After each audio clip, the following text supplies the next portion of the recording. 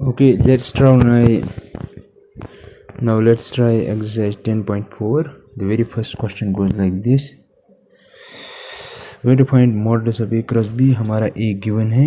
Vector A is I minus 7j plus 7k, and vector B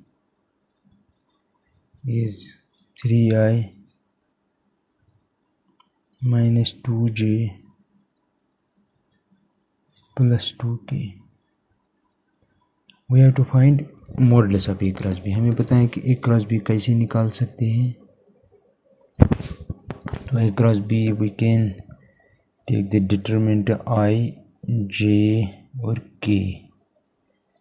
तो फिर A लिखना पड़ेगा, उसके कोएफिशिएंट्स तो यहाँ पे आएगा 1 माइनस 7 और 7. फिर B के कोएफिशिएंट्स 3 माइनस 2 और 2, that is equal to I times यहाँ और यहाँ से कैंसिल. तो इसको इसके साथ करेंगे तो आएगा -14 minus minus plus 14 minus j times. अब ये लेंगे माइनस j as per the properties of determinant. How to evaluate the determinant. यहाँ से ख़त्म, यहाँ से ख़त्म, इसको इसके साथ तो 2, इसको इसके साथ तो -21 प्लस k टाइम्स. अब यहाँ से ख़त्म, यहाँ से ख़त्म, इसको इसके साथ तो आएगा -2, इसको इसके साथ -2, इसको इसके साथ तो +21. This how we can evaluate the determinant. तो यहाँ से आएगा 0i, यहाँ से आएगा -19 तो प्लस 19j, यहाँ से प्लस 19k. ठीक है. तो यह है हमारे A क्रॉस B, लेकिन हमें निकालना है as per question modulus of A cross B. Therefore modulus of A cross B is equal to, इसका मॉडुलस लेना पड़ेगा, that is under root of 0 square plus 19 square plus 19 square, that is under root of 2 times 19 का square, that is under root 2 times 19. Answer होगा. Next question जो है हमारा, there is question number 2. वो कह रहा है हमें एक यूनिट वेक्टर निकालना पड़ेगा परपेंडिकुलर बोथ द वेक्टर्स. हमारे पास ए गिवन है, पहले हम ये लिखेंगे information, that is 3i plus 2j plus 2k. ये गिवन है. और बी वेक्टर भी गिवन है, that is equal i plus 2j minus 2k. ये हमें गिवन है. हमें कह रहा है कि सबसे पहले आप a प्लस बी निकालो. Therefore a plus B is equal to, a plus B means i को i के साथ जमा करना है. 1i एंड 3 हुए 4i, 2j प्लस 2j हुए 4j, 2k माइनस 2 फिर 0k. ठीक है. इस तरह a माइनस बी भी निकालना है. तो a माइनस बी आपको आएगा, a से b माइनस करना है तो 3i से a का ही निकालो तो 2i, 2j से ये करो माइनस तो प्लस 0j, इससे ये माइनस करो ये प्लस बन जाएगा तो अब बनेगा 4k. ठीक है. अब ये एक वेक्टर है, ये दूसरा वेक्टर है. हमें कह रहा है कि आप यूनिट वेक्टर निकालो जो परपेंडिकुलर हो both to this and this. Let us call it vector x. हम इसको वेक्टर x नाम देंगे. ठीक है. और ये जो महाशय है इसको हम नाम देंगे वेक्टर y. ठीक है. तो आपको पता है अगर आपके पास वेक्टर यहाँ पे वेक्टर x है और यहाँ पे वेक्टर y है, ये वेक्टर है दूसरा वेक्टर. अगर आपसे मैं ये कहूँ ऐसा वेक्टर निकालो या यूनिट वेक्टर निकालो जो perpendicular to both this and this हो, तो आप डेफिनेटली ऐसे ही निकालेंगे. और आपको ये भी पता है this represents x cross y. और आपको पता है जो यूनिट वेक्टर होता है वो भी यहाँ से ही होता है. ठीक है.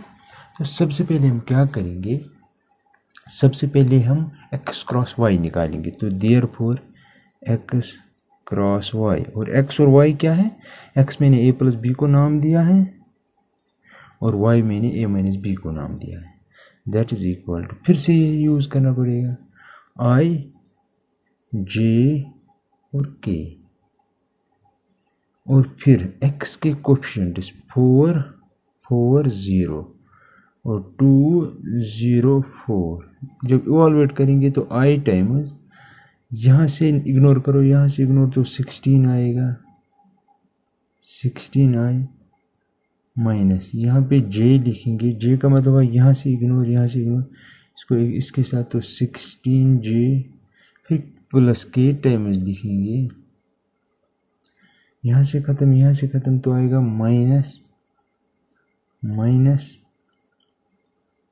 8k, ठीक है।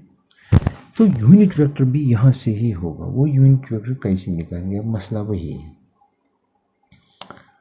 तो अगर ये वेक्टर है, ये कोई भी वेक्टर है, आपसे मैं ये कह रहा हूँ वहाँ से ही यूनिट वेक्टर निकाल दो, तो अब क्या करेंगे, इस वेक्टर को इसके मैग्नीट्यूड से डिवाइड करेंगे, वहाँ से जो वेक्टर बनेगा, यानी कि मैं ऐसे लिखूँगा, therefore unit vector n is equal, हम क्या करेंगे, क्योंकि ये यूनिट वेक्टर n होगा, अगर किसी वेक्टर के अलावा यूनिट वेक्टर निकालना हो, उस वेक्टर को उसके मैग्नीट्यूड से डिवाइड करो, तो दैट मीन्स हम लिखेंगे x cross y divided by its magnitude,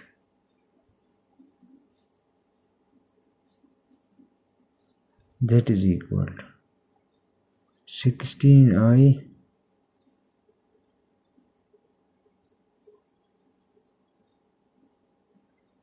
divided by its magnitude, that is under root of 16 square plus 16 square plus 8 square, that is equal to,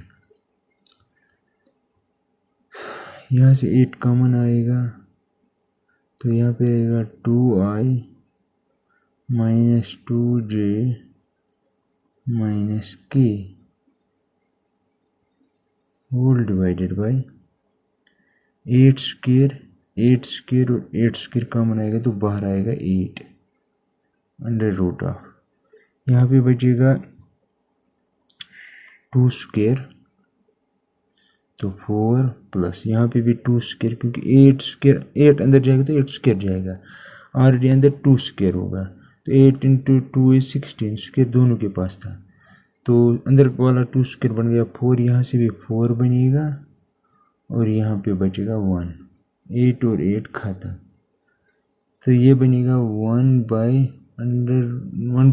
ये बनेगा 9, 9 का मतलब हुआ 3 into 2i minus 2j minus k, तो ये वो unit vector होगा जो अलोंग दिस होगा और परपेंडिकुलर होगा बोथ दिस एंड दिस, और y आपको पता है y है a माइनस बी, x क्या है a प्लस बी, ठीक है। राइट डाउन,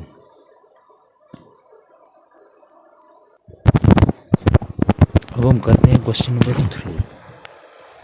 क्वेश्चन नंबर 3 जो है वो कह रहा है कि if a unit vector A में, अच्छा क्वेश्चन नंबर 3, ए जो है वो यूनिट वेक्टर है,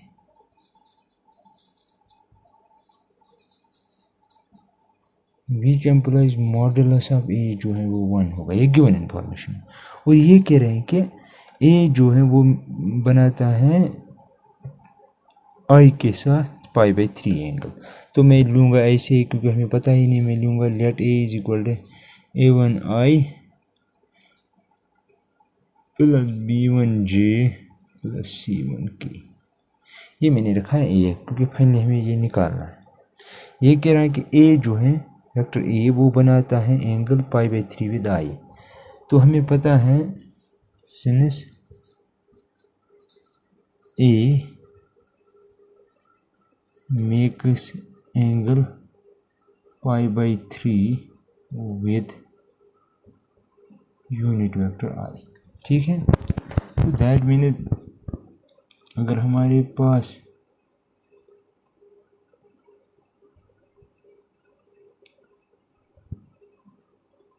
ये पॉजिटिव एक्स एक्सिस है, ओरिजिन है, तो यहाँ से आई होगा, ये आई होगा। यहाँ पे कहीं पे वेक्टर है कोई ऐसे, वेक्टर ए है, वो इसके साथ एंगल बनाता है, आई के साथ बनाता है π/3, वही ये कह रहा है।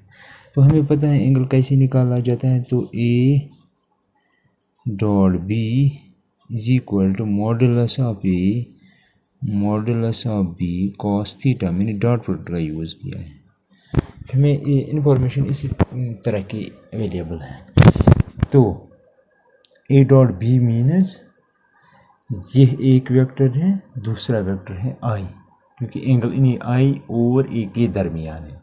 तो दैट मीन्स हम लिखेंगे यहाँ पे a1i plus b1j plus c1k, इसको डॉट प्रोडक्ट करना है आई के साथ इज इक्वल टू, तो यहाँ पे क्या आएगा,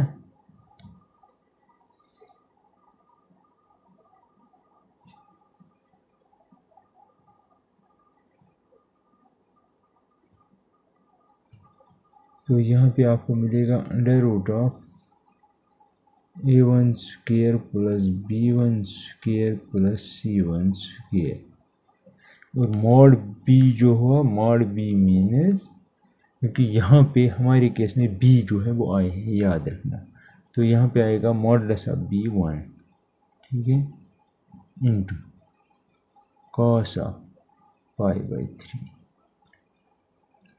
तो जब इसको इसके साथ मल्टीपल करेंगे आई डॉट आई इज़ 1, क्योंकि वो तो मैंने बताया आई डॉट आई 1 कैसे है, तो यहाँ पे a1 बचेगा, I dot J 0, I dot K 0, that is equal to under root of, हाँ अब क्योंकि हमें पता है मॉडुलस ऑफ ए इज़ 1, तो इसके बदले b1 ही आएगा, b ऑलरेडी आई है, ये मैंने डेफिनेशन यूज़ की है, by definition of dot product।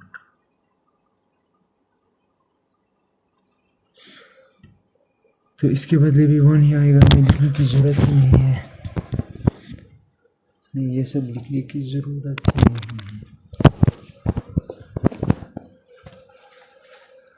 मैं यहाँ पे इसी ध्यान मिलेगा because A is unit vector, this is unit vector also, तो यहाँ पे भी ऐसा ही कुछ होगा। तो दैट मीन्स यहाँ पे मिलेगा cos π/3 क्या होता है, cos π/3 it is 1/2, cos π/3 is 1/2, right. Also a makes angle of π/4 with, हमारा वेक्टर दूसरा वेक्टर जो है वो है j, पहला है ये, तो हम फिर से ये कह रहे हैं कि थीटा आपका ये है, ये a है, ये b है, तो देयरफॉर क्योंकि एंगल की बात आ रही है तो मैं ऐसे लिख सकता हूँ मॉडुलस ऑफ ए, फिर से मैं डेफिनेशन यूज़ कर रहा हूँ, cos ऑफ π/4 विच एम्प्लॉइज, यहाँ पे लिखेंगे a1i plus b1j plus c1k dot with I, sorry dot with j is equal to, ये यूनिट वेक्टर 1 आएगा, ये b जो है वो भी यूनिट वेक्टर है क्योंकि b ये है आपका, वो भी 1 आएगा, cos π जो वो आएगा 1/√2। तो इसको इसके साथ करेंगे 0 बनेगा, इसको इसके साथ करेंगे 0 बनेगा, इसको इसके साथ करेंगे 1 आएगा, तो विच एम्प्लॉइज b1 जो है आपका दैट इज 1/√2। तीसरा कह रहा है कि and make acute angle theta with k, similarly a makes angle theta with unit vector k which implies, फिर से करेंगे a को k के साथ, यानी कि यहाँ पे a मीन्स ये सारा इंटू k, तो वहाँ पे सिर्फ आएगा जब मल्टीपल करेंगे यहाँ पे k और ये सारा, तो ये और ये 1 बनाएंगे, बाकी 0 बनेंगे, तो वहाँ पे बचेगा C1 इज इक्वल। तो राइट में यहाँ और यहाँ 1 आएगा, तो यहाँ पे बचेगा cos ऑफ थीटा। तो C1 भी आपको मिल गया in terms of cos theta. Now हमें निकालना है थीटा और हमें कंपोनेंट्स ऑफ ए निकालने हैं, यानी कि A1 B1 और C1। A1 B1 निकल गया, अब C1 नहीं निकल रहा है। नाउ हमें पता है magnitude of this vector is 1 which implies under root of A1 square plus B1 square plus C1 square is equal to 1। Squaring on both sides, तो यहाँ पे आएगा A1 square plus B1 square plus C1 is equal to 1। Now substitute the corresponding values. A1 किसके बराबर है 1/2, तो इसका आएगा 1/4 प्लस उसके बाद आएगा 1/2 क्योंकि B1 ये है, C1 आपका ये है, तो आएगा cos square theta is equal to 1। C1 की जगह बना देंगे, तो which implies cos square theta is equal to, यहाँ से अगर बनाएंगे तो ये बनेगा 2/4, तो बनेगा 3/4, तो आएगा 1 माइनस कैलकुलेशन के हिसाब से, तो दैट इज 1/4। तो विच एम्प्लॉइज cos थीटा जो होगा वो होगा प्लस माइनस 1/2, तो which employees theta must be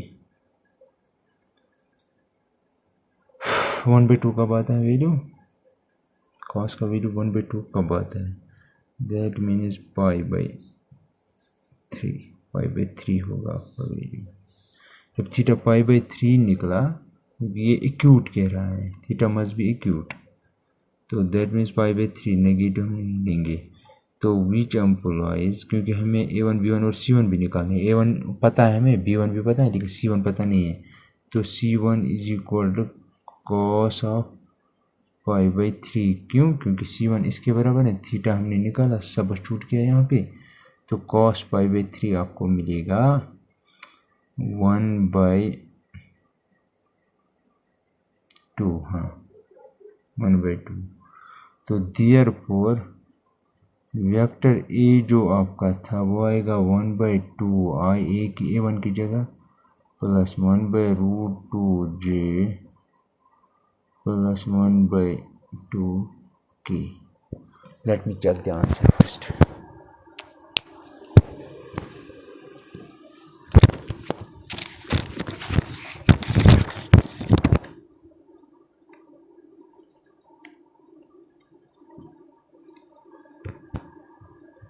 पाई/3 1, हाँ ठीक सही।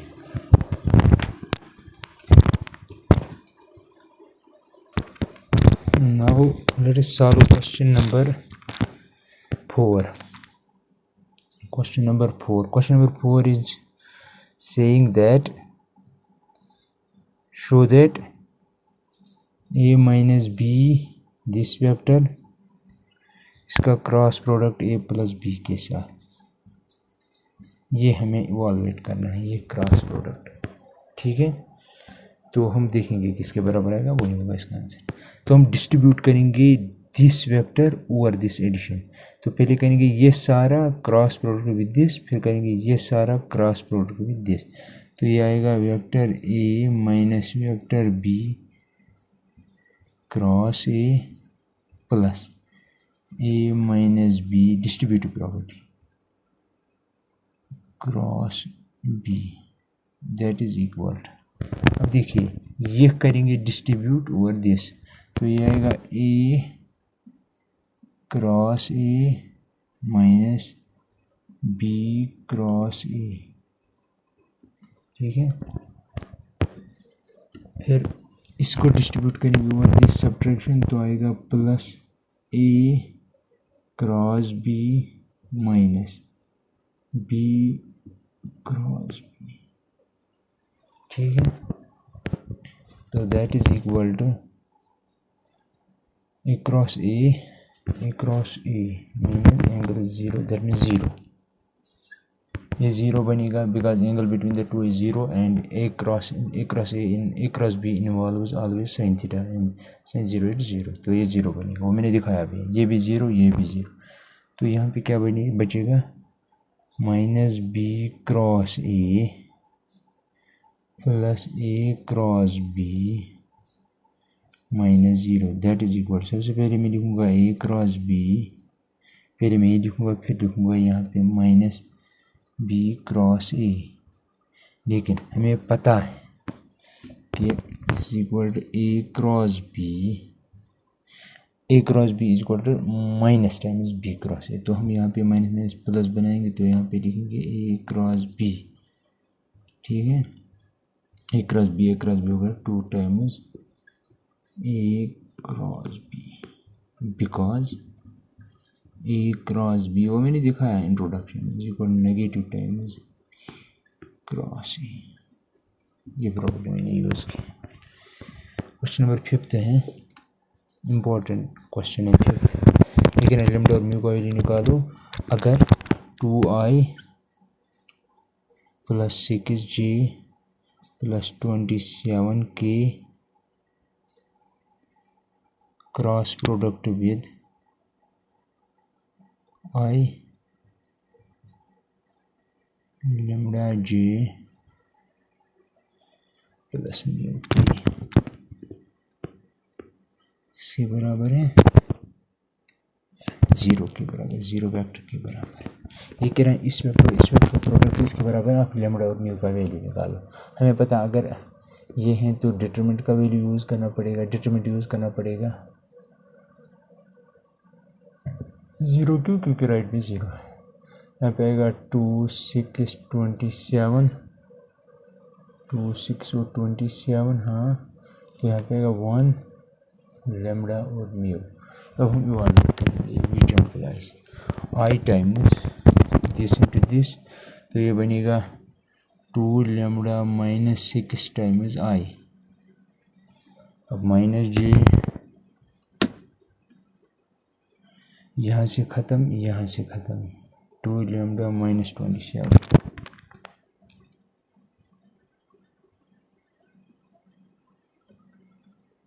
के टाइम्स यहाँ से ख़त्म 2 लैम्डा माइनस 6,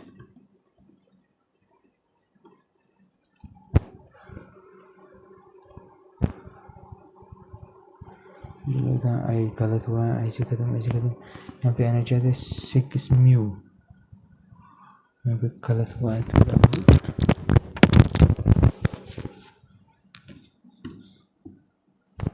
इवैल्यूएशन प्रोसेस गलत हुई है, तो विच एम्प्लॉइज यहाँ से इग्नोर तो आएगा 6 म्यू माइनस 27 लैम्डा, ठीक है, that must be equal to zero, लेकिन ज़ीरो वेक्टर, ठीक, क्योंकि ज़ीरो वेक्टर का मतलब हुआ 0i plus 0j plus 0k, ठीक है। कंपेयर करो यह vector is equal to this vector, दो वेक्टर तब बराबर होते हैं अगर i का कोएफिशिएंट i के बराबर है, j का कोएफिशिएंट j के बराबर है, k का, क्योंकि ये है ना बराबर इसकी। तो after comparing the two sides we will get 6 mu minus 27 lambda is equal to 0, 2 lambda minus 27 is equal to 0, 2 lambda minus 6 is equal to 0। कुछ गड़बड़ हुई है, जे का देखिए जे 2 lambda minus 27, तो ठीक है, तो वहाँ पे क्या आएगा 2 लैम्डा माइनस 6, सॉरी यहाँ पे 2 म्यू है तो ये यहाँ पे 2 म्यू है, तो यहाँ से क्या आएगा लैम्डा इज इक्वल टू 3, यहाँ से आपको मिलेगा mu is equal to 27 divided आपकी वैल्यूज है। ठीक है, इसके बाद होता है क्वेश्चन नंबर 6, कंसेप्चुअल क्वेश्चन। ये कह रहा है कि ए डॉट बी जो है that is equal to 0, A cross B भी 0 के बराबर है। What can you conclude about both the vectors A and B. इसका मतलब हुआ कि अगर ये वेक्टर्स,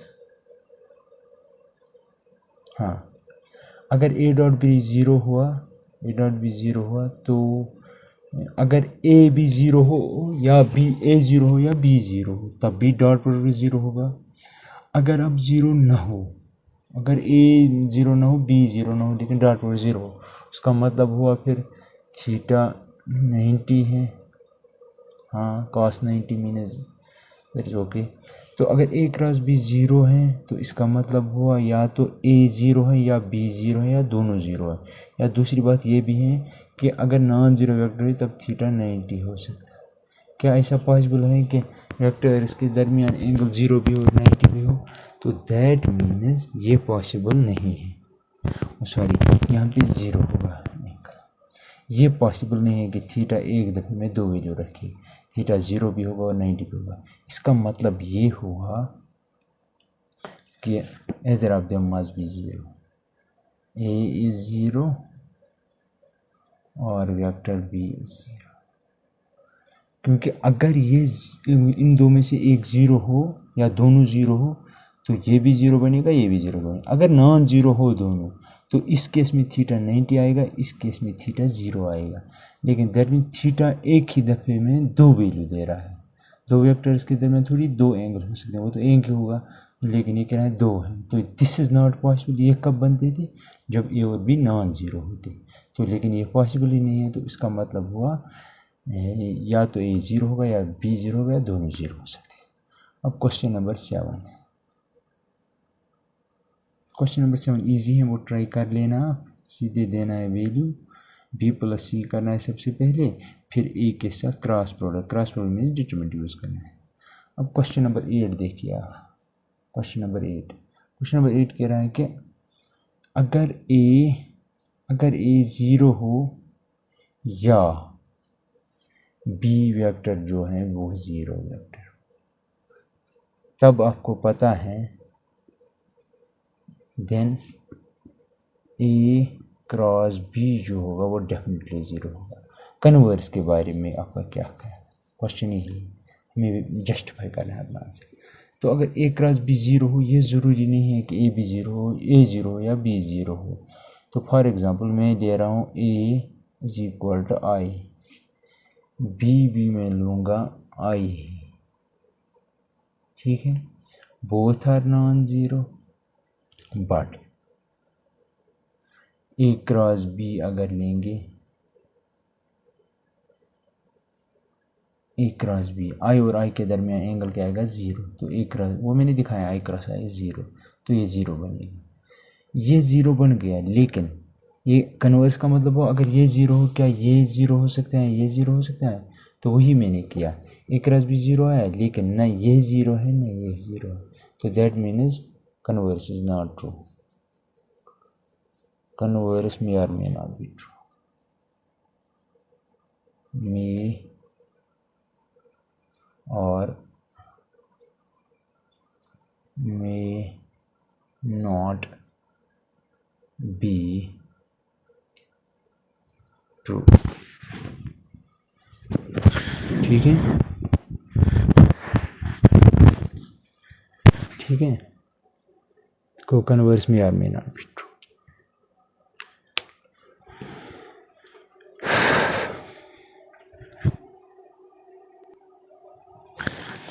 क्वेश्चन नंबर 9 देखिए आप।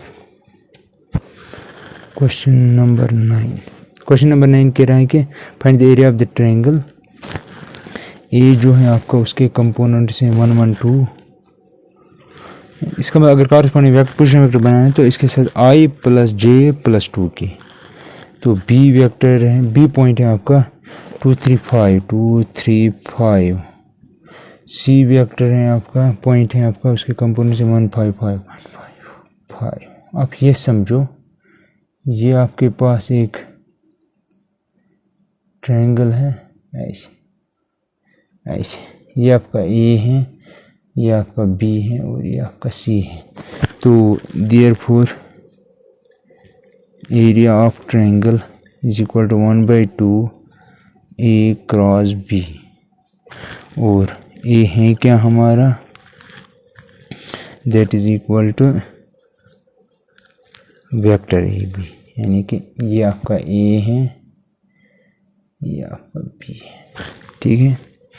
तो ए बी आएगा ए, तो that is equal to final minus initial, that is O B, ये मैंने दिखाया है ऑलरेडी 11th में भी, that is equal to, that means O B से ओ ए निकालना है, तो इससे ये माइनस करना है, साथ लगाना है आई जे के और ऐड भी करना है।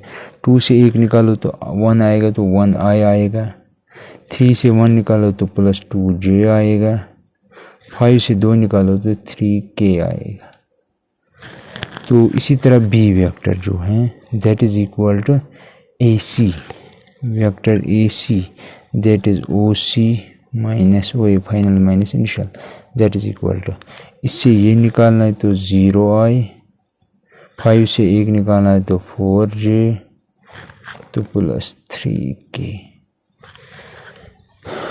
देयरफॉर ए क्रॉस बी हमें निकालना, दैट इज इक्वल टू आई जे और के। तो यहाँ जाएगा 1 2 3 0 4 3 and that is equal to I times 6 minus 12, तो -6 आएगा, के टाइम्स जे टाइम्स, ये जे है यहाँ पे, तो जे टाइम्स ऐसे कैंसिल 3, तो के times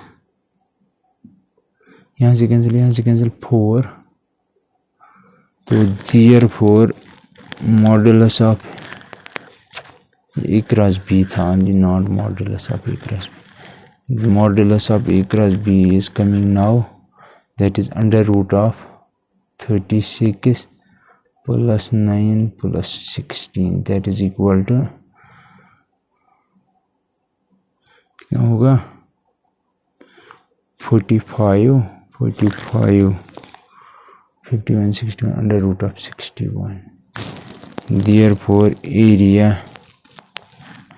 of triangle is equal to 1/2 times this, तो आएगा under root of 61 answer square units. इस तरह क्वेश्चन नंबर 10 भी है। क्वेश्चन नंबर 10 कहना है कि आपको पैरेललोग्राम का एरिया निकालना है, उसके एडजेसेंट साइड इज गिवन है, वेक्टर ए है आपके पास that is equal to i minus j plus 3 k, और बी भी गिवन है that is equal to i minus 7 j plus k. Therefore area of parallelogram is equal to, area of parallelogram जो है वो होता है बराबर modulus of a cross B, वो मैंने प्रूव भी किया था कैसे, इससे पहले वीडियो में, दैट इज इक्वल डिटरमिनेंट, अच्छा सॉरी,